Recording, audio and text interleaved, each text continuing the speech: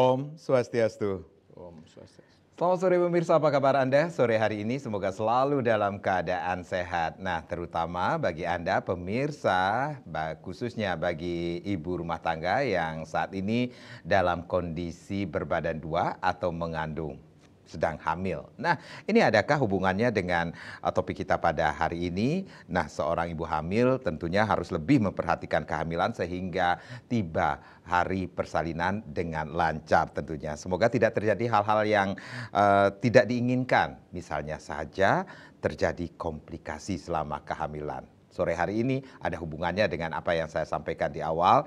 Bagaimana deteksi dini komplikasi kehamilan melalui ANC atau antenatal care. Seperti apa? Tentunya nanti kita akan bahas bersama narasumber yang sudah hadir. Ada Dr. Iwayan Artana Putra, SPOG, Sub SP KFM. Beliau staf Divisi Feto Maternal, Departemen KSM Objin, Rumah Sakit Ngurah, Koordinator Sidik Antenatal. Om Swastiastu, Dokter Putra. Apa kabarnya, Dok? Baik, Pak. Sehat selalu ya, Dok ya? Sehat. Ini pertemuan kita kesekian kalinya.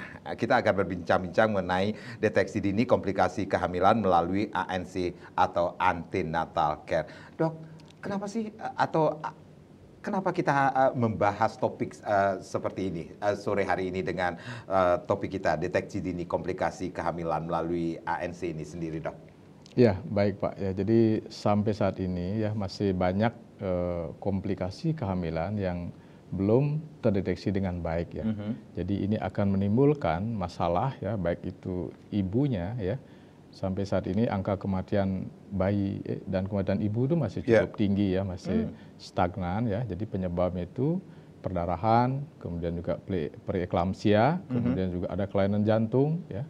Kemudian kematian bayi itu sekarang banyak sebabnya kelainan prematur ya, lahir prematur, preterum. Nah, itu semua sebenarnya bisa dideteksi dengan baik pada saat melakukan pemeriksaan kehamilan atau melakukan ANC, Pak. Jadi bisa dikatakan angkanya cukup tinggi juga terhadap kematian bagi ibu dan dalam kondisi kehamilan ini sendiri, Dok? Betul. Jadi kalau misalnya terjadi yang banyak terjadi kan perdarahan, infeksi, preeklamsia dan penyakit-penyakit seperti jantung, nah itu yang banyak juga menyebabkan kematian. Itu harusnya bisa terdeteksi dengan baik pada saat ANC dan itu kita bisa kendalikan walaupun tidak bisa disembuhkan penyakitnya.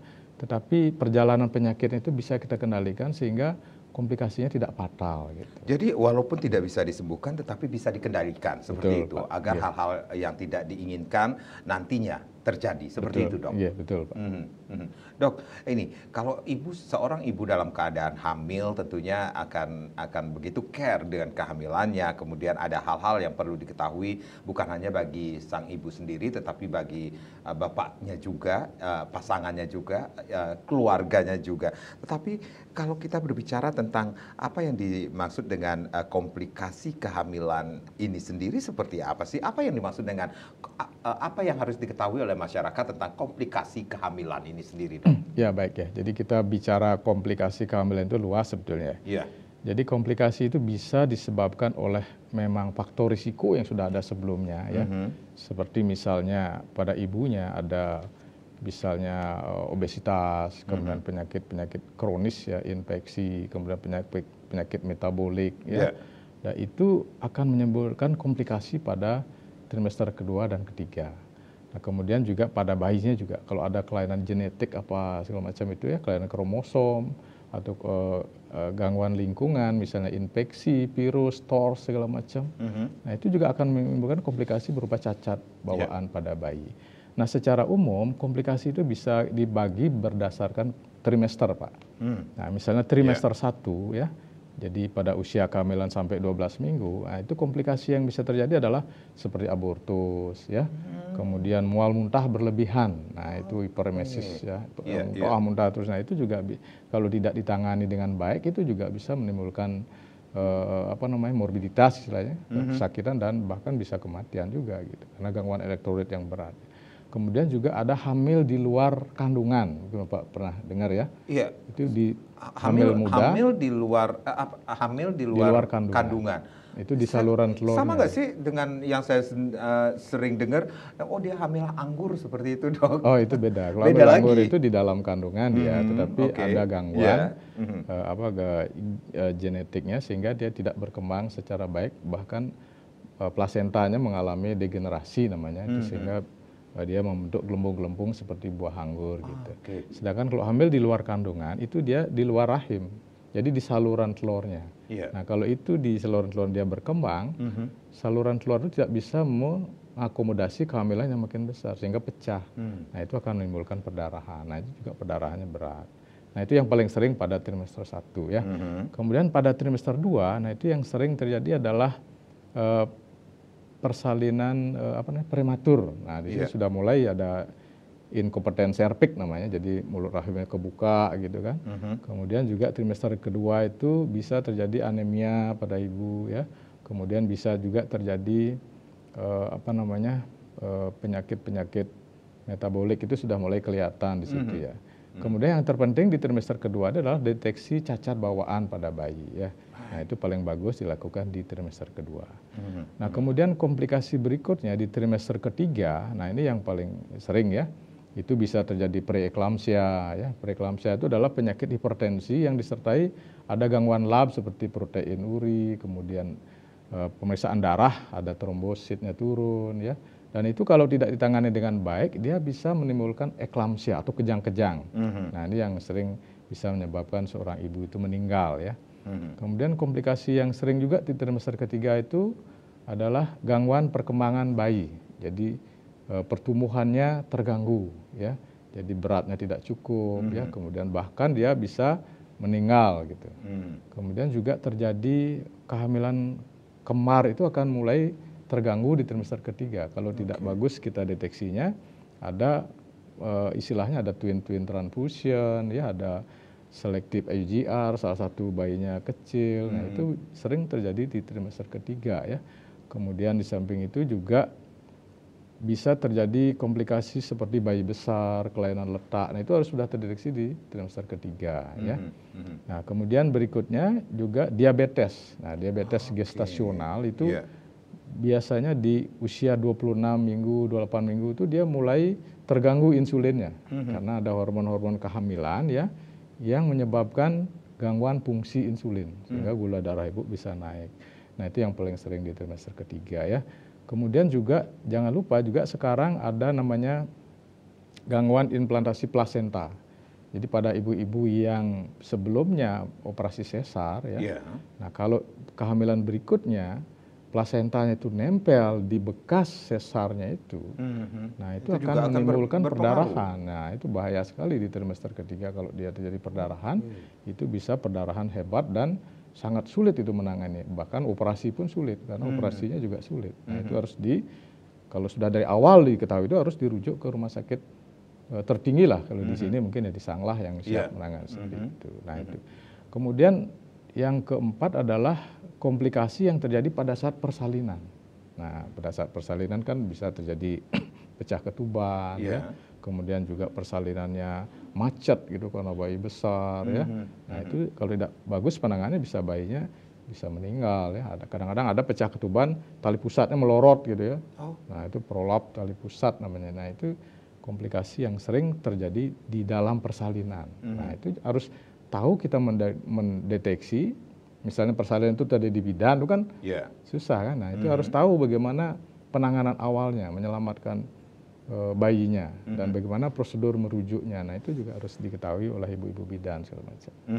Nah, jadi saya kira itu semua komplikasi itu bisa terjadi di setiap fase kehamilan. Bahkan di setiap fase kehamilan akan terjadi hal-hal yang bisa terjadi komplikasi.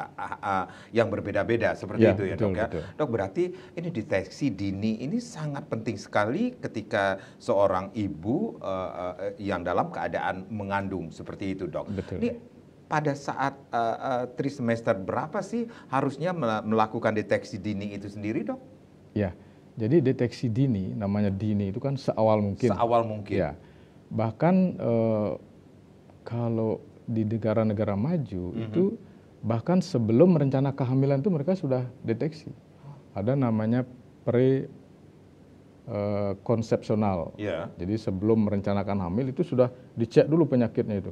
Ada nggak dia penyakit genetik atau carrier ya. Kemudian ada penyakit infeksi segala macam itu sudah terdeteksi, sudah terpetakan masalahnya gitu. Nah, sekarang mungkin kita belum nanti ke depannya akan mengarah ke sana. Masuk karena ya dok ya. Ya. Jadi ketika sekarang kan masih banyak hamil itu kebobolan gitu kan, tiba-tiba udah hamil. jadi ketika merencanakan kehamilan, mereka kalau di luar kita berbicara tentang mereka setelah melakukan pernikahan pun, setelah melakukan pernikahan mereka sudah deteksi dini, sudah melakukan pemeriksaan dulu keseluruhannya apa yang akan terjadi ketika terjadi kehamilan. Mereka sudah siap siaga. Betul, termasuk mikronutrisinya, mikronutriennya sudah. Nah, kalau kita di Indonesia mungkin kita sejak kehamilan paling dini trimester pertama lah. Trimester pertama. Itu yang harus dilakukan. Dok, kita break dulu, kita rehat sejenak. Nanti kita akan lanjutkan lagi bagaimana deteksi dini komplikasi kehamilan melalui ANC ini sendiri. Pemirsa jangan kemana-mana di sesi berikutnya.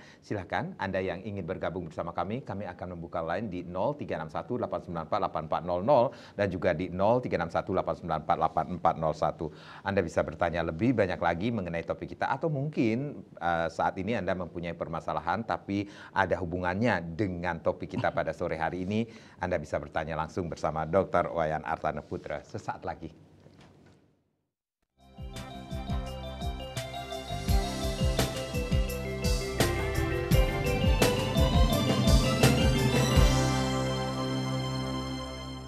Ya, terima kasih Anda yang baru saja bergabung bersama kami di Harmoni Bali, deteksi dini komplikasi kehamilan melalui ANC atau Antenatal Care. Masih bersama Dr. Artana Putra, beliau staf divisi Feto Maternal, Departemen KSM Obgyn Rumah Sakit Ngurah, koordinator sidik antenatal tentunya. Silahkan Anda yang ingin bergabung, line akan kami buka di 0361-894-8400 dan juga di 0361-894-8401 tentunya. Baik, Dok, berarti deteksi dini yang namanya seperti yang dokter sampaikan itu tadi, dini awal berarti lebih awal deteksinya itu lebih bisa dikatakan pasangan itu akan menjadi lebih waspada lagi terhadap apa-apa yang akan terjadi ketika menjelang kehamilan. Seperti itukah, Dok? Betul.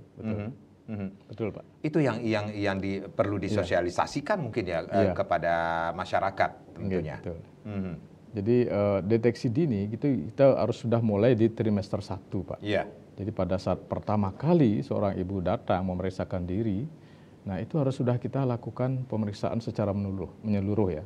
Jadi mulai dari anamnesis, istilahnya dari wawancara ya. Jadi ditanyain ibunya apakah ada riwayat keluarga menderita penyakit diabetes segala macam ya. Kemudian apakah ibunya sebelumnya menderita penyakit kencing manis juga, hipertensi ya, atau tiroid atau lupus macam-macam ya. Kemudian ditanyakan juga apakah persalinan sebelumnya normal apa tidak, apakah ada bayi besar, apakah bayinya meninggal, apakah sebelumnya operasi sesar. Nah, itu harus ditanyakan sebelumnya gitu. Nah, kemudian kita harus petakan secara fisik ibunya sehat nggak gitu. Nah, itu bisa kita lihat dari indeks massa tubuh.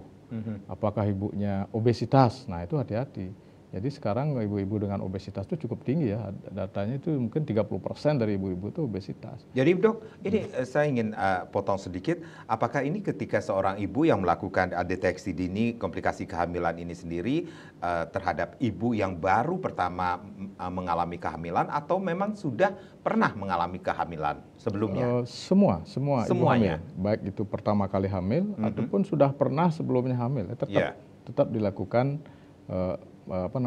deteksi dini, karena setiap kehamilan itu pasti ada masalahnya tersendiri. Iya, seperti dokter sampaikan tadi, ini di trimester ketiga pun nanti juga akan ada hal-hal yang perlu diketahui ketika kehamilan sebelumnya, seperti itu. Jadi di Rumah Sakit Sanglah kita mengembangkan namanya ANC terfokus ya. Artinya gini, setiap trimester itu punya permasalahan tersendiri. Ada hal yang harus dicek. Artinya ada yang ditekankan harus dicek gitu. Trimester 1 itu beda pemeriksaan dengan trimester 2, ataupun yang ketiga. Itu kita namakan ANC terfokus. Jadi fokus pada masalahnya. trimester 1 apa masalahnya? Seperti saya bilang tadi ya. Iya. Jadi kita mengecek secara fisik, kemudian tinggi dan beratnya, indeks massa tubuhnya kita cek, kemudian tensinya kita cek ya. Kemudian tinggi badannya kita cek. Kalau kurang dari 145 itu dia akan berisiko kemungkinan dia akan sulit melakukan persalinan. Kemudian penyakit-penyakit infeksi harus kita deteksi di trimester pertama. Iya. Yang sekarang digalakkan pemerintah itu kan ada 3 ya. Triple eliminasi namanya.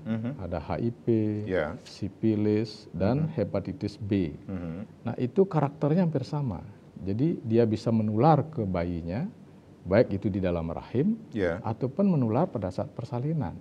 Nah, jadi ini harus benar-benar dari awal kita deteksi dan kita lakukan treatment. Baik. Sehingga virusnya tidak, jumlah virusnya sehingga tidak tinggi, sehingga tidak menularkan bayi di dalam rahim. Jadi ketika deteksi dini pada saat trimester pertama ini sendiri, terjadi pada ibu itu sendiri, apa yang harus dilakukan, Dok? Kalau terdeteksi? Iya, terdeteksi penyakit-penyakit Misalnya yang ada penyakit itu, seperti katakanlah ada HIV gitu pada Iya. ibunya. Jadi yang bisa kita lakukan adalah bagaimana kita mengontrol virusnya. Nah, jadi kita harus segera berikan obat antivirus sehingga jumlah virus itu bisa ditekan. Jadi biasanya itu pengobatan itu minimal perlu waktu 6 bulan, Pak. Baik. Ya, baru dia virus itu bisa terkontrol atau tidak terdeteksi. Jadi targetnya adalah pada saat plasenta itu mulai dia lancar aliran darahnya, itu biasanya di atas 28 minggu. Di situ kalau bisa jumlah virus itu sudah diturunkan. Baik. Baik itu HIV, baik itu hepatitis B, B. itu usahakan sebelum 28 minggu itu virusnya itu sudah terkontrol gitu. Karena di atas 28 minggu itu risiko penularan dari ibu ke bayi itu akan tinggi. Itu penularan di dalam rahim. Iya. Nah, yang kedua penularannya adalah pada saat persalinan. Nah, itu HIV itu kan ketika bayi itu lahir, melewati jalan lahir, bisa saja dia menghirup cairan di vagina, kemudian ada darah yang terhirup ya, akan ketelan gitu kan. Iya. Nah, itu akan potensi menularkan virus dari ibu ke bayi. Nah, kalau jumlah virusnya sudah ditekan Ya. seminimal mungkin kadarnya tidak akan banyak. Gitu. Nah, kemudian setelah lahir tentu saja kita lakukan treatment juga. Baik. Jadi bayinya di treatment antivirus, baik itu. Kemudian kalau hepatitis kita berikan antibodinya biasanya. Ya, jadi gitu. Jadi benar-benar kita kalau terdeteksi dari awal, kita bisa kendalikan jumlah virusnya. Nah, Ini itu berpengaruh nggak sih, Dok, ketika deteksi dari awal trimester pertama dalam durasi itu sendiri ketika akan melakukan deteksi dini di trimester berikutnya itu akan berpengaruh juga terhadap janin yang dikandungnya ini sendiri? berpengaruh. Berpengaruh. Karena gini, karena untuk melakukan treatment itu perlu waktu, Pak. Iya. Kalau terdeteksinya menjelang persalinan, kita tidak punya cukup waktu untuk mentreatment supaya virus itu jumlahnya tidak terdeteksi gitu. Iya. Jadi keburu habis waktunya, keburu lahir dia gitu. Itu pentingnya deteksi dini. Iya, betul. Sehingga sedini mungkin kita dapatkan infeksinya itu, ketahui, sehingga kita bisa treatment dia. Kita punya waktu lebih banyak untuk treatment. Karena targetnya itu di atas 28 minggu virus itu sudah turun kadarnya. Gitu. Sehingga tidak terjadi penularan di dalam rahim.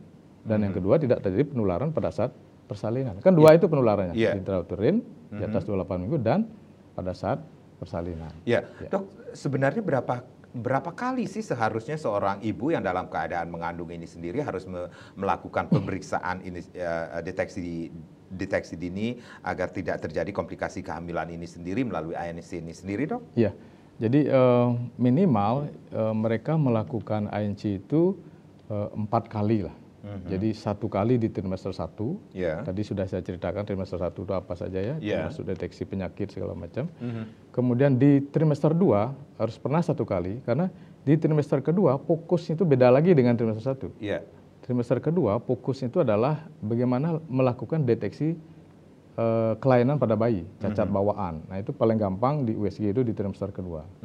Kemudian di trimester 2 itu juga kita fokus mendeteksi adanya potensi persalinan prematur. Jadi kita mengukur panjang serviksnya. Jadi serviks itu leher rahim lah bahasa awamnya.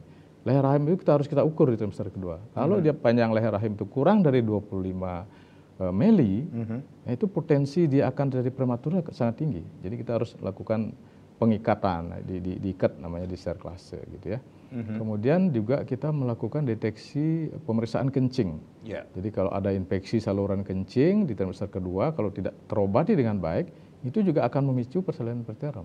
Nah ini persalinan preterum sampai sekarang masih problem di tempat kita. Kemudian di trimester kedua juga kita harus deteksi ada anemia gitu ya. Nah jadi berbeda dengan trimester 1. Jadi trimester kedua lebih ke fokusnya cacat bawaan pada bayi, deteksi cacat bawaan, kemudian mencegah deteksi persalinan preterum, dan yang ketiga juga bisa deteksi preeklamsia. Nah itu dengan melakukan USG Doppler arteri uterina namanya. Jadi kalau ada kelainan Doppler arteri uterinanya itu bisa lakukan treatment sehingga bisa untuk mencegah preeklamsia itu. Nah jadi fokusnya berbeda. Nah ini yang sering kita sebut dengan ANC terfokus itu. Terus yang ketiga tentang deteksi ini sendiri. Nah, yang ketiga, trimester ketiga itu di atas 24 minggu itu ya. Nah, itu fokusnya ke screening adanya diabetes gestasional. Jadi adalah diabetes yang muncul ketika ibu itu hamil. Mungkin sebelum hamil itu dia tidak ada tanda-tanda penyakit gula atau diabetes ya. Tetapi ketika usia kehamilannya 24 sampai 28 minggu, di situ hormon-hormon plasenta itu akan meningkat sangat tajam. Jadi hormon-hormon plasenta seperti estrogen, progesteron, human placental lactogen, segala macam itu bisa menghambat kerja insulin. Sehingga insulinnya resisten, sehingga gulanya bisa naik. Nah, kemudian berikutnya adalah kita mendeteksi adanya preeklamsia. Nah, preeklamsia itu ibunya akan naik tensinya, kemudian disertai ada beberapa gangguan lab. Baik itu ada protein di kencingnya, trombositnya turun, ada gangguan fungsi liver, fungsi ginjal. Nah, itu preeklamsia. Kemudian juga kita mendeteksi adanya kehamilan, komplikasi kehamilan berupa kehamilan kembar. Nah, itu bisa terdeteksi di situ. Kemudian apakah dia kemarnya itu bermasalah apa tidak? Nah, itu ketahuan di sana. Biasanya kalau ada kemar yang terutama yang satu telur itu Pak ya, monozigot. Nah, itu seringkali pembagian aliran darahnya itu tidak sama.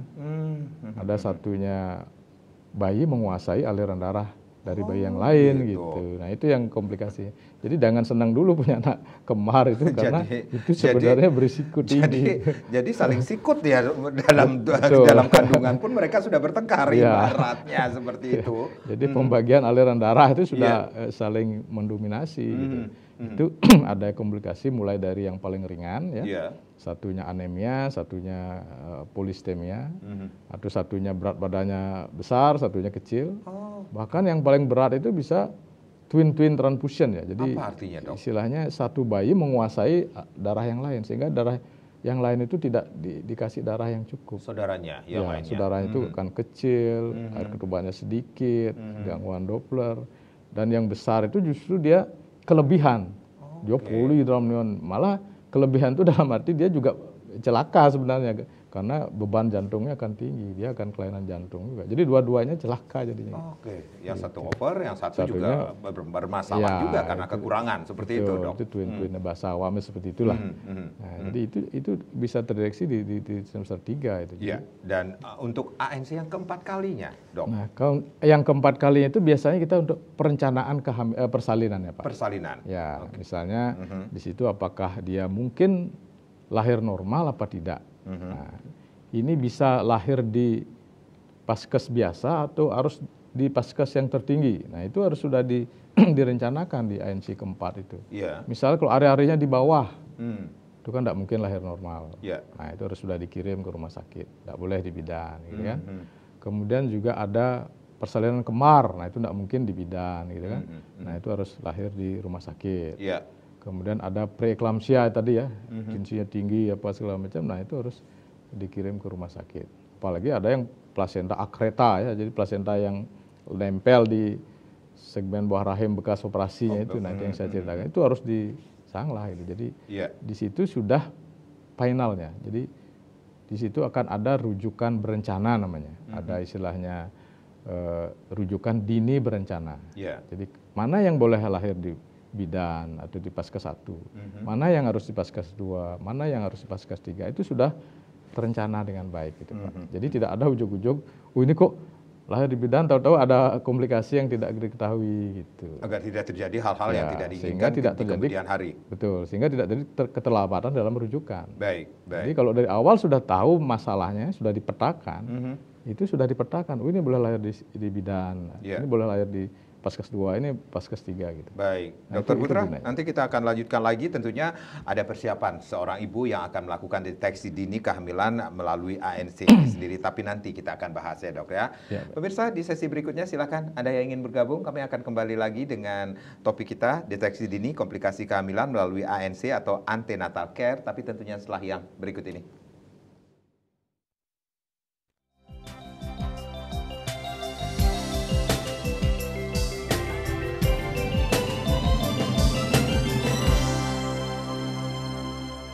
Ya, kita masih di Harmoni Bali. Bagaimana deteksi dini komplikasi kehamilan melalui ANC atau antenatal care masih bersama Dr. Wayan Artana Putra, staf divisi feto maternal, Departemen KSM Obgyn Rumah Sakit Murah, Koordinator Sidik Antenata. Silakan Anda yang ingin bergabung, lain sudah kami buka di 0361 894 8400 dan juga di 0361 894 8401. Ini kesempatan Anda untuk bertanya lebih banyak lagi mengenai topik kita, atau sekali lagi mungkin saat ini Anda mempunyai pertanyaan tapi masih ada hubungannya dengan topik kita pada sore hari ini. Dokter Putra tentunya akan memberikan solusi yang terbaik bagi Anda tentunya. Dok, sembari kita menunggu penelpon ini, tentunya ada hal-hal yang perlu kita ketahui ketika kita mengetahui bahwa ada ANC yang harus dilakukan oleh seorang ibu hamil, deteksi dini komplikasi kehamilan melalui ANC ini sendiri. Tetapi banyak juga yang bertanya, apa nih yang harus dipersiapkan oleh seorang ibu ketika akan melakukan deteksi melalui ANC ini sendiri, dok? Ya, sepertinya kalau dari ibu sendiri, pertama untuk memilih tempat ANC itu mungkin perlu persiapan juga, karena itu menyangkut masalah pembiayaan, ya. Kalau masalah pembiayaan kan urusan bapaknya. Ya itu kan harus dipersiapkan juga. Jadi ANC itu tetap perlu biaya ya. Jadi kalau misalnya punya BPJS, nah itu bisa dipakai ya. Bisa dipergunakan ya, dok ya. Sekarang pemerintah sudah menyiapkan BPJS. Bahkan di Rumah Sakit Sanglah itu kita terima BPJS. Walaupun kita fasilitasnya mungkin sudah tahu ya, kayak sekarang udah bagus gedung KIA kita tuh ya, seperti hotel ya. Iya betul sekali. Saya begitu masuk ke Rumah Sakit Sanglah, ini ada hotel di dalam rumah sakit atau bagaimana? Nanti kita bahas itu ya dok ya. Tetapi apa yang perlu dipersiapkan dok, benar-benar? Iya. Jadi pertama harus dipersiapkan masalah pembiayaan. Yang kedua harus siap mental ya. Jadi dukungan keluarga. Jadi bagaimanapun kehamilan itu perlu dukungan keluarga ya. Jadi suami harus mendukung, keluarga juga harus mendukung ya. Nah, kemudian tentu saja ibu juga harus sedikit menambah pengetahuan ya. Jadi apa-apa yang perlu diperiksa. Jadi kalau ibu itu tidak punya pengetahuan, kadang-kadang dia tidak, ini saya perlu nggak gitu. Jadi kalau dia sudah mempunyai sedikit pengetahuan tentang apa yang harus dilakukan, kita akan mudah sekali memberikan edukasi. Apalagi sekarang kan pengetahuan itu mudah sekali dicari melalui googling seperti itu. Jangan main nonton drama Korea aja gitu ya. Harusnya googling tentang kesehatan, apalagi saat ini ibu-ibu dalam keadaan hamil seperti itu.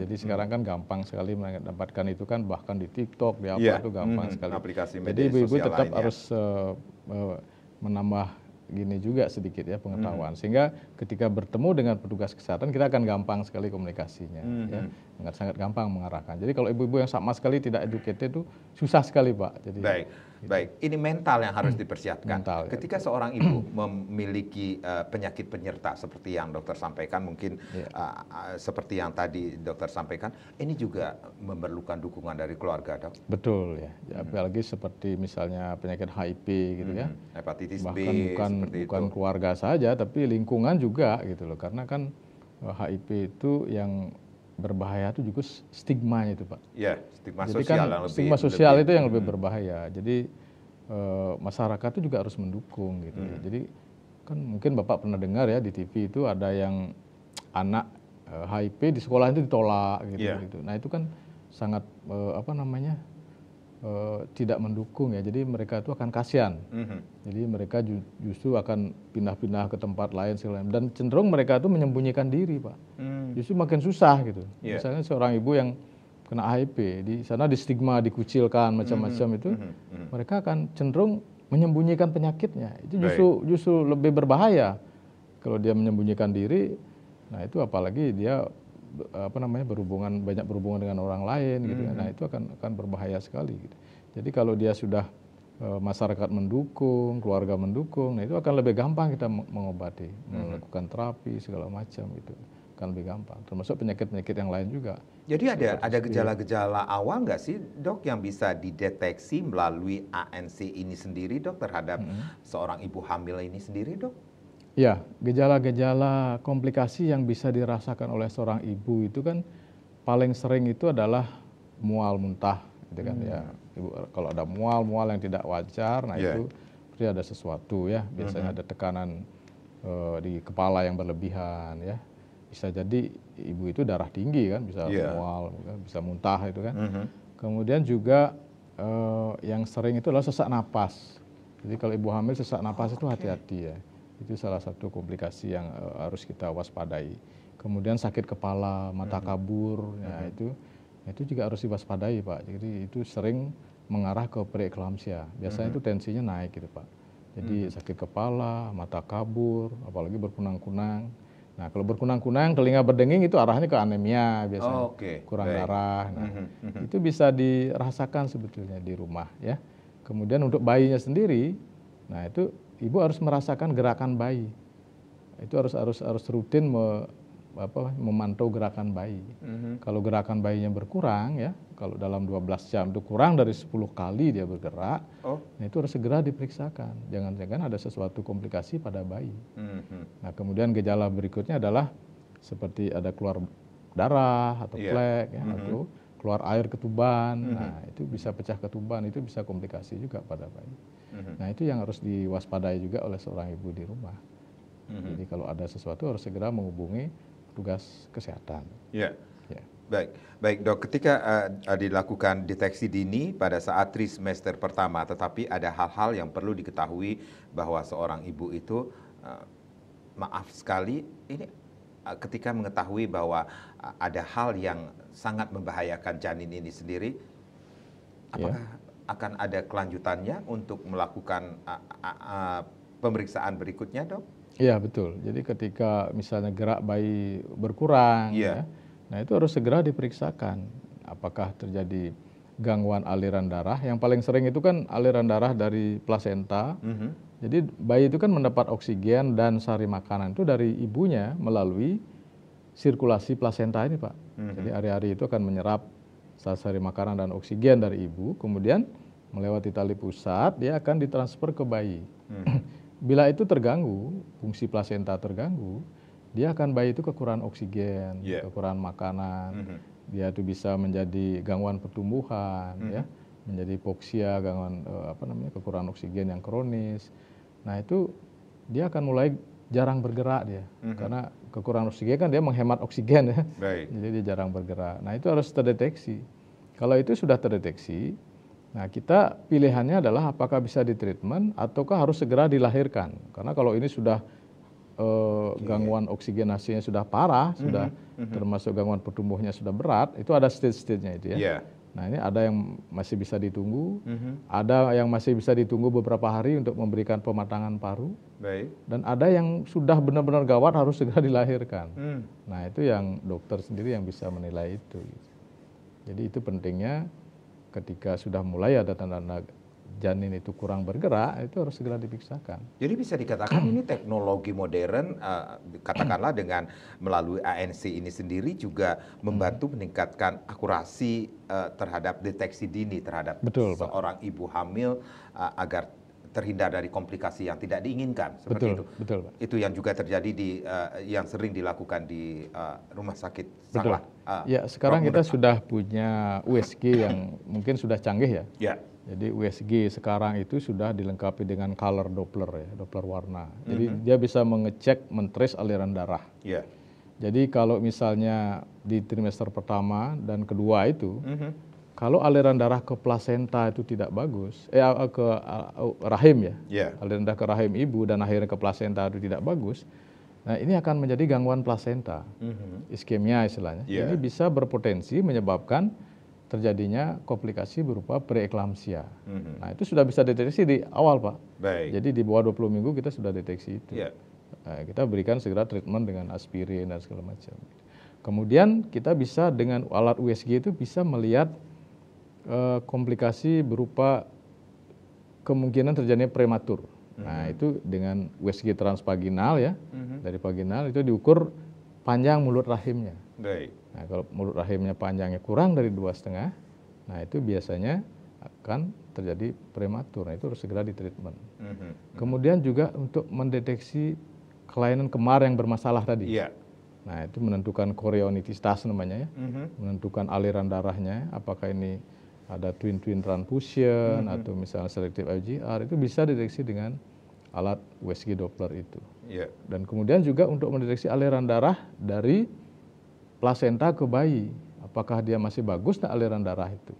Nah itu bisa deteksi sekarang dengan adanya Doppler itu, color Doppler itu, sehingga kita bisa tahu, kita bisa ramalkan bahwa dengan aliran Doppler yang darah yang mulai menurun di dalam seminggu 2 minggu bayi itu akan bermasalah. Nah, itu jadi bisa dikatakan setiap pemeriksaan trimester awal, pertama, misalnya kedua, ketiga maupun keempat ini sendiri, pemeriksaannya akan berbeda-beda, berbeda. Dengan alat yang berbeda pula? Iya betul. Jadi itu namanya ANC terfokus ya.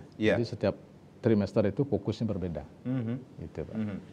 Dan itu bisa dilakukan di rumah sakit Prof Ngurah? Iya, bisa. Sangatlah tentunya ya. Masyarakat masih menganggap bahwa rumah sakit agak susah juga sih mengingat bahwa memang di mindset masyarakat udah rumah sakit Sanglah seperti itu ya Dok ya. Sekarang namanya rumah sakit Prof Ngurah ya. Gitu.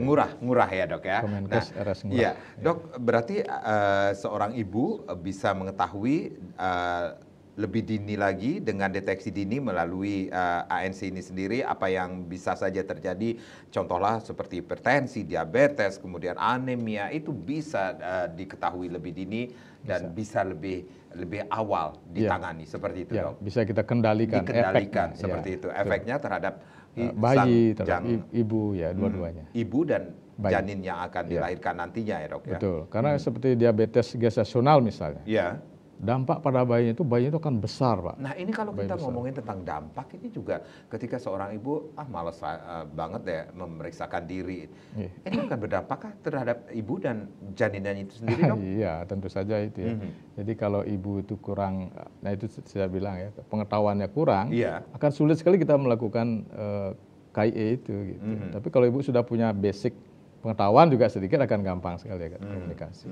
Komunikasi kita akan lancar gitu. Itu pentingnya edukasi, sosialisasi juga penting sekali ya Dok ya. Jadi kita harus terus jangan bosan-bosan melakukan edukasi. Oke, cari informasi sebanyak-banyaknya sebelum melakukan deteksi dini, komplikasi kehamilan melalui ANC ini juga ya, melalui banyak kok informasi yang bisa kita dapatkan. Dokter Putra, kita rehat lagi, nanti kita akan lanjutkan lagi. Pemirsa jangan kemana-mana, di sesi berikutnya kami akan kembali membuka line di 0361894800 dan juga di 0361894801. Deteksi dini komplikasi kehamilan melalui ANC atau Antenatal Care akan kembali, tapi tentunya setelah yang berikut ini.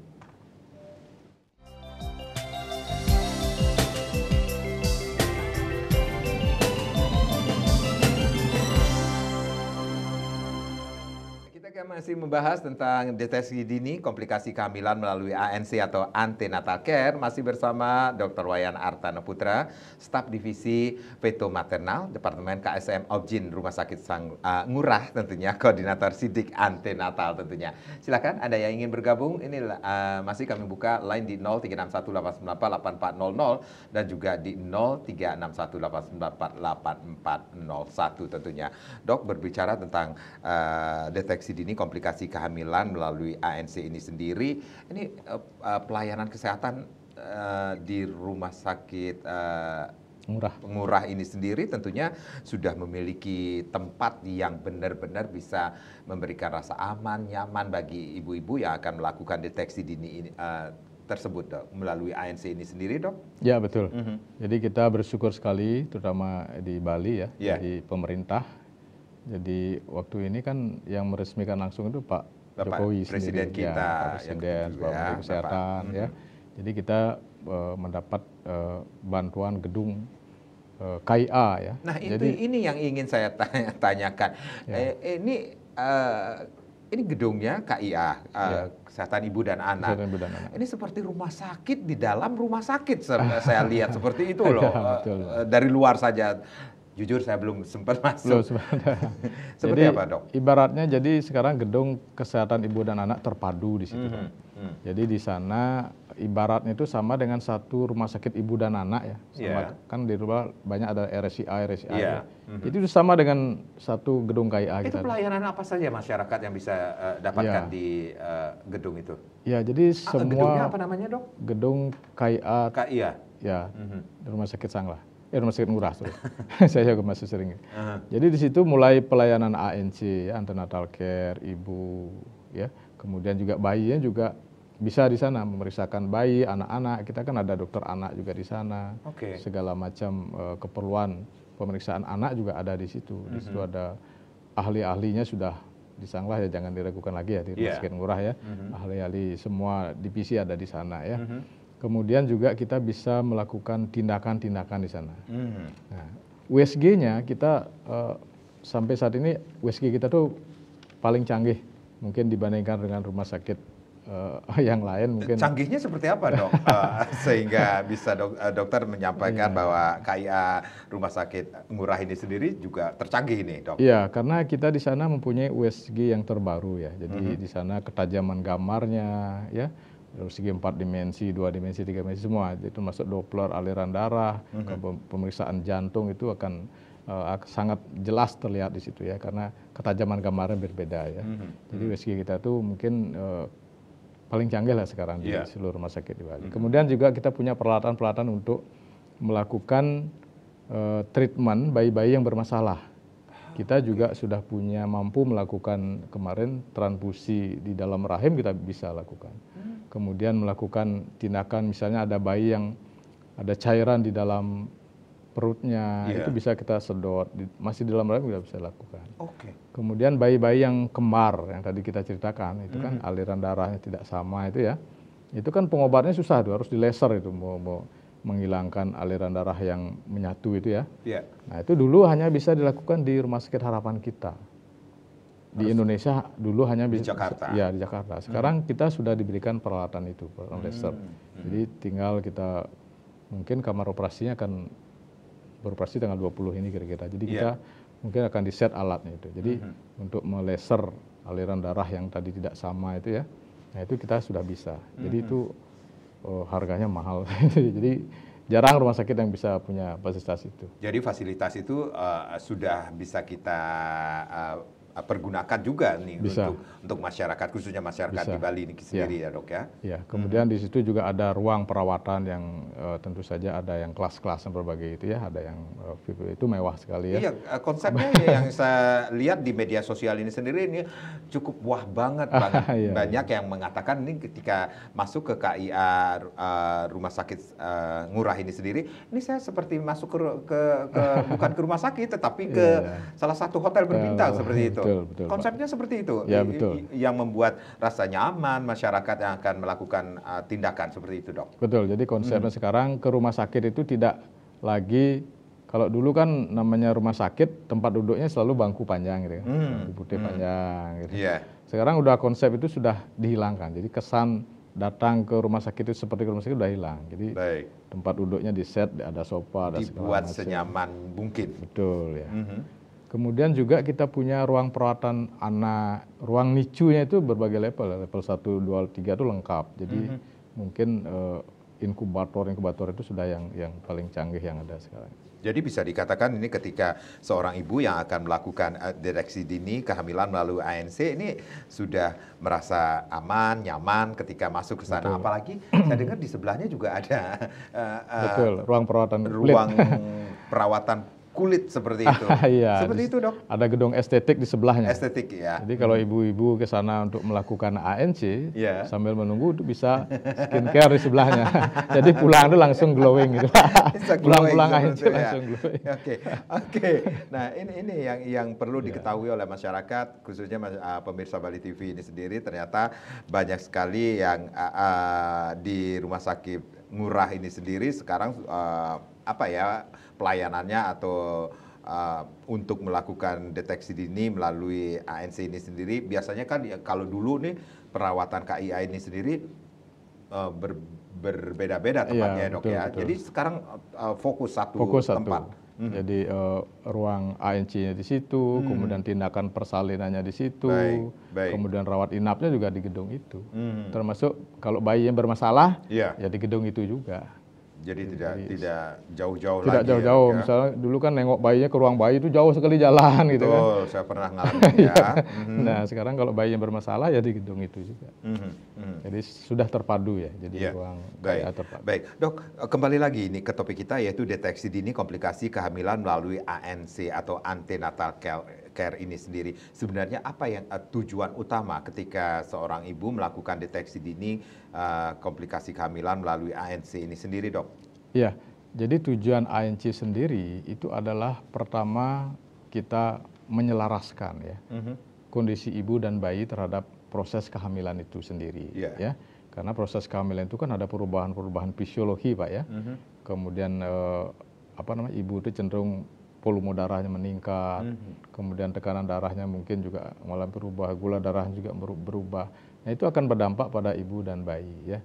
Jadi tujuan ANC itu adalah bagaimana kita menyelaraskan itu. Baik. Nah, yang kedua, kita bisa melakukan deteksi secara dini penyakit-penyakit pada ibu, masalah-masalah ibu ya, termasuk juga masalah bayi. Karena kalau misalnya trimester pertama itu letak kehamilan yang tidak bagus itu juga akan menimbulkan masalah. Nah itu kalau sudah terdeteksi di trimester pertama itu akan bisa kita kendalikan. Gitu. Yang ketiga tentu saja tujuannya adalah bagaimana melakukan perencanaan kehamilan dengan baik. Nah, ketika sudah dipetakan masalahnya itu selama ANC, nah di akhir itu diharapkan bisa dipetakan, oh ini bisa kehamilan risiko tanpa risiko, nah itu mungkin bisa di Paskes 1 atau di bidan ya. Ini risiko sedang, nah itu mungkin boleh di Paskes 2. Terus yang ketiga ini risiko tinggi seperti plasenta akreta ya, nah itu mungkin harus di rumah sakit murah gitu kan. Atau ibu-ibu dengan komplikasi yang berat ya, diabetesnya tidak terkontrol ya, tensinya tidak terkontrol, atau ada penyakit lupus autoimun yang tidak terkontrol, nah itu mungkin harus di rumah sakit murah gitu. Nah jadi tujuannya kita sebetulnya adalah mengontrol komplikasi, kemudian memetakan dan menentukan di mana sih layak dia bersalin. Bagaimana sih tindakan persalinannya? Apakah lahir normal, apakah sesar? Nah itu harus terpetakan. Gitu. Jadi tidak bisa seorang ibu itu datang, tiba-tiba sudah sakit perut gitu, datang ke bidan, tidak tahu dia apa masalahnya. Nah itu ibarat kita masuk ke dalam hutan belantara, Pak, jadi nggak tahu arah, ini apa sih ibu, ini apa masalahnya. Itu kan susah sekali petugas kesehatan memberikan pertolongan. Tapi kalau dia sudah terdata dari awal, ada catatan medisnya, trimester 1 ada apa aja masalah, itu akan gampang sekali ngambil keputusan. Oh ini begini gitu. Jadi itu tujuannya. Jadi komplikasi itu bisa dihilangkan nggak sih, Dok? Ya, jadi komplikasi itu kita kan mulai dari faktor risiko ya. Iya, faktor risikonya. Faktor risiko itu bisa ditreatment, bisa dihilangkan. Kalau tidak bisa dihilangkan, kita bisa kendalikan atau modifikasi dia supaya tidak berat gitu. Jadi dari faktor risiko inilah yang kita bertindak. Jadi trimester 1 itu kita mengumpulkan faktor risikonya ini. Baik. Apa sih faktor risiko yang ada pada ibu ini? Nah, jadi faktor risiko kalau bisa diobatin, diobatin. Baik. Kalau misalnya sifilis, nah itu kan bisa diobatin. Iya. Kita suntik kalau dia masih primer gitu, 1 kali suntikan itu biasanya sudah sembuh. Baik. Kalau dia laten 3 kali suntikan. Tapi kalau HIV itu kan nggak mungkin sembuh ya. Jadi kita kendalikan. Diabetes itu nggak mungkin sembuh kan. Baik. Kita kendalikan. Jadi intinya kalau nggak bisa disembuhkan, paling nggak kita bisa modifikasi atau kendalikan supaya dia komplikasinya tidak berat. Gitu. Itu peran ANC. Jadi bisa dikatakan ini penyakit perantara itu sendiri ya bisa dikendalikan terlebih dahulu. Betul, betul. Sehingga waktu persalinan pun akan menjadi lancar bagi seorang ibu Betul. saat ini yang sedang menunggu hari persalinan. Dok, ada yang ingin disampaikan kepada pemirsa Bali TV tentunya dengan deteksi dini komplikasi kehamilan melalui ANC ini sendiri, Dok? Ya, baik. Jadi kembali ke program ya, pemerintah itu kan menargetkan untuk menurunkan angka kematian ibu dan kematian bayi. Yeah. Jadi sampai saat ini indikator kesehatan suatu negara itu dilihat dari tingkat kematian ibu dan bayi. Jadi ini Pak, jadi bukan berapa sakit jantung yang bisa diturunkan, bukan itu. Yeah. Berapa penyakit stroke yang bisa diturunkan, bukan. Jadi indikator kesehatan suatu negara itu dilihat dari seberapa angka kematian ibu dan bayinya. Semakin rendah itu menandakan tingkat kesehatan suatu negara itu makin baik. Nah, sehingga pemerintah itu sangat fokus menurunkan angka kematian ibu dan kematian bayi. Nah, untuk menurunkan angka kematian ibu dan kematian bayi ini tentu saja kita harus melakukan deteksi dini ya, komplikasi-komplikasi persalinan. Karena kebanyakan persalinan yang mengalami komplikasi itu rata-rata tidak melakukan ANC dengan baik, tidak terdeteksi selama ANC. Yang masalah itu sering adalah masyarakat yang berpindah-pindah, Pak. Yeah. Jadi sebelumnya di pulau lain, tiba-tiba datang ke sini sudah melahirkan. Nah, itu kan susah sekali. Nah, ini juga problem ya. Kita di Bali itu kan banyak penduduk luar yang pindah. Nah, itu tidak jelas KTP-nya, kadang-kadang ANC-nya juga tidak bagus. Jadi ini juga akan berperan menaikkan angka kematian. Jadi ANC yang sangat berkualitas itu akan menentukan kesehatan ibu dan bayi dan tentu saja akan menurunkan komplikasi baik ringan ataupun yang berat berupa kematian ibu dan kematian bayi. Nah, inilah goal kita yang kita ingin capai dengan ANC yang baik ya, kita dengan ANC terfokus, ANC yang berkualitas. Jadi goalnya itu adalah menurunkan angka kematian ibu dan bayi. Ya, dengan kata lain dengan ANC terfokus ini kita inginkan angka kematian ibu dan anak ini sendiri semakin menurun, bahkan Betul. bisa kita zerokan nanti ya, Dok. Betul, ya. betul. Dokter Bisa Putra, zero. terima kasih sudah sharing pada sore hari ini. Mudah-mudahan apa yang kita berbincangkan pada sore hari ini memberikan manfaat bagi pemirsa Bali TV di mana saja berada. Saya Madi Sekarang, terima kasih. Kita berjumpa lagi di lain kesempatan. Om Santi, Santi, Santi, Om.